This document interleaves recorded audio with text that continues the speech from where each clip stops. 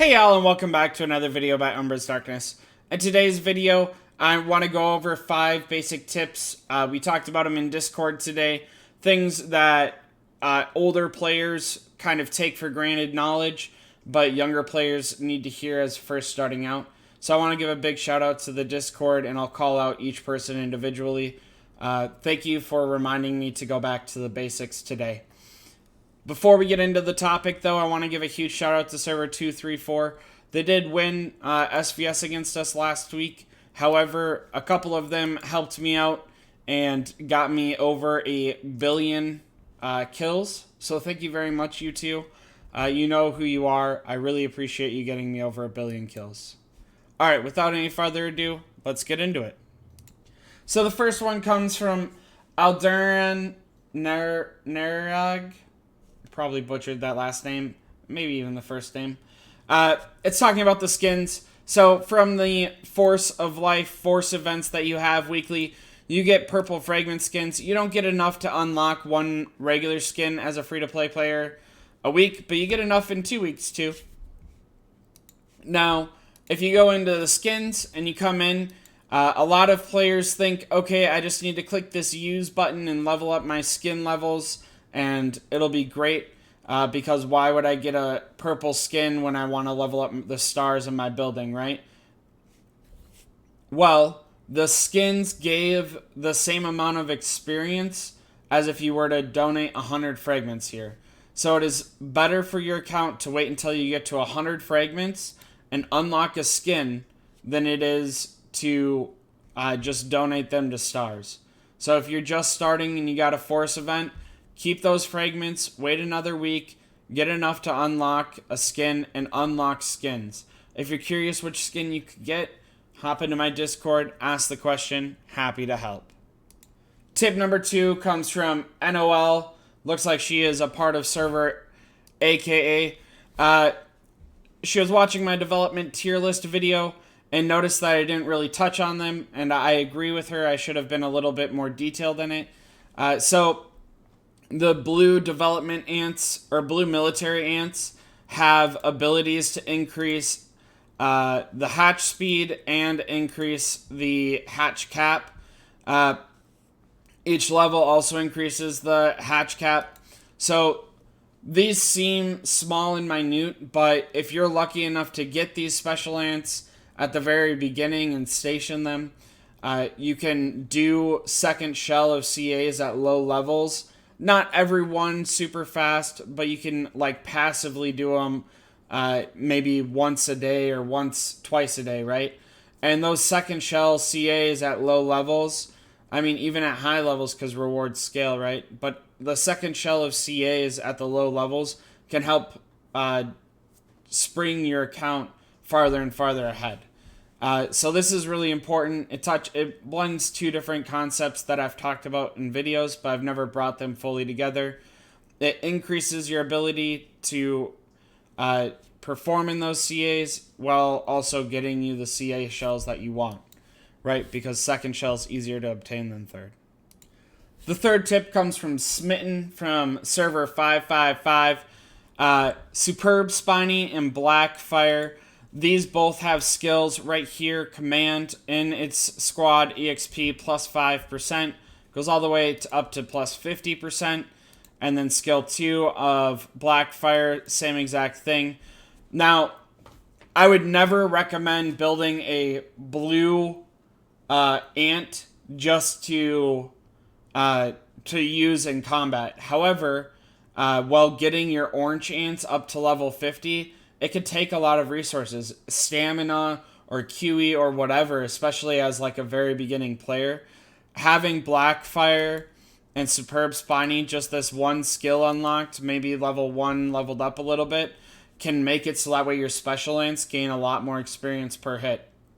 And since usually as a free-to-play or low spender, you're going to be struggling to get more than one golden ant that you want to level up at a time, at the beginning, it gets increasingly easier to get special ants the later you play.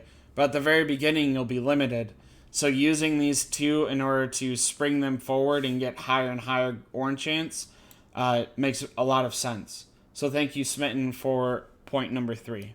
All right, tip number 4 comes from Fox from server 475, server 2, and server 666. She plays a few accounts. This one is for like my very beginning users. You can defeat level 5 and level 10 lizards super easy because by yourself if no one else joins with the wingman troop, and I'll show you what I mean. So first we'll look at the level 5, right? This is a level 5 lizard down here. But she only did 1% and the NPC did 99%. If you scroll down, you'll see that she only has level 2 carriers inside of there. So this shows that you should never be doing lizard level 1s. As long as no one else in your alliance joins your lizard rallies, you can easily and always beat a lizard level 5. Now, this one takes a little bit more investment to beat a lizard level 10.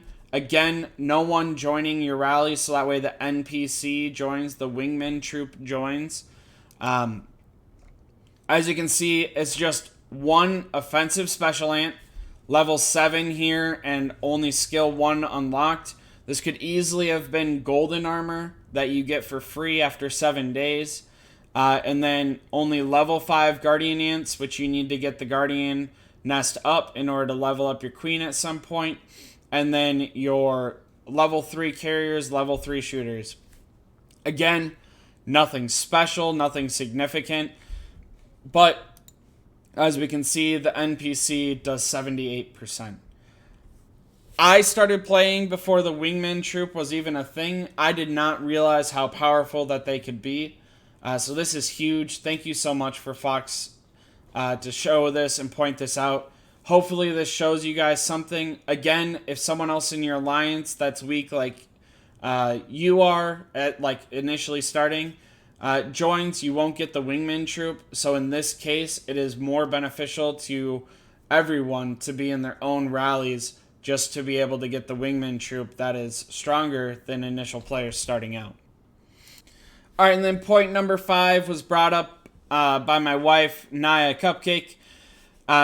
This one is the population trick. So if we go over to the feeding grounds, right, for those struggling with meat and water, we go over to the feeding grounds, you'll see that I have 10 days, 22 hours left. And that is because all of my buildings are blocked off. By buildings, I mean the worker nests, right? The ones that carry population. Now even unlocking these 3 so that way they're connected to the queen. If we hop on over here, we'll see that we're already down to 1 day, 13 hours. And then again, if we go ahead and fill this tunnel up right here so they're not connected to the queen at all. And we go back over here, 10 days. So this will save you on food and water. The second part of this is how to save fungus. If we hop on over to my account on server 7, you can see that some of these things are blocked off. The healing pools can be blocked off. And these buildings are blocked off because you don't need them in order to be able to use them. In order for me to evolve things, I just click on this tab and then I can evolve things. I don't need to have this connected. What this does is this saves my fungus rate. So right now you can see I'm at a consumption of negative 240. And then if I click on this and activate it, I'm at negative 254. But again, if I block it off, I go back down to negative 240. Now, not all buildings are built the same. For instance, your insect buildings have to be attached. You only need 1 healing pool. That's why the rest are away. 1 healing pool to be attached. The rest don't need to be. Water you can cut off if you have an excess of water. Things like that. I have a full detailed list in my Discord under useful data sheets. So if you guys want a full detailed list, go ahead and hop in my Discord and it'll break down every single solitary one you can stop. or you don't need connected in order to take advantage of. Again, you'll have to reconnect it when you level up that thing, right? So if I want to level up one of these healing pools, I have to reconnect it in order to be able to click on it. But then I can just block it off next time I'm done. Alright, so that's the 5 universal basic tips that we kind of talked about today inside of my Discord that I thought everyone should know. Again, thank you for the Discord for pointing them out. I want to throw in a bonus tip. A couple of them. A couple of bonus tips. The first one's a real bonus tip. The second one's a little bit cheesy. So if you're a cultivator and you go ahead and you click process, what you see is it receives resources produced in 4 hours after using it. And you can see the quantity here. But if I go to one of my special ants, like let's say yellow spider here, and let's just real quick unlock yellow spider's skill 5. Right, so again, if we go here, we click on process, 737,248 sand.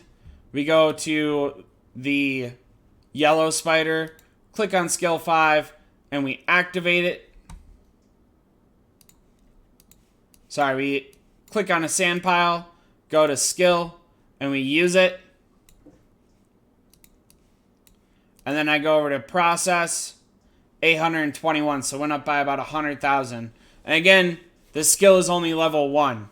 So if it's level 10, it outputs 250,000% more, so it would have more than doubled. I'm not going to level it up to level 10 because I'm not inside of a CA. But that kind of just shows the power of it. This skill is only, or this tip is only applicable to cultivators. But I think it's an important skill for players to understand if you're a cultivator. And this works for all of them, right?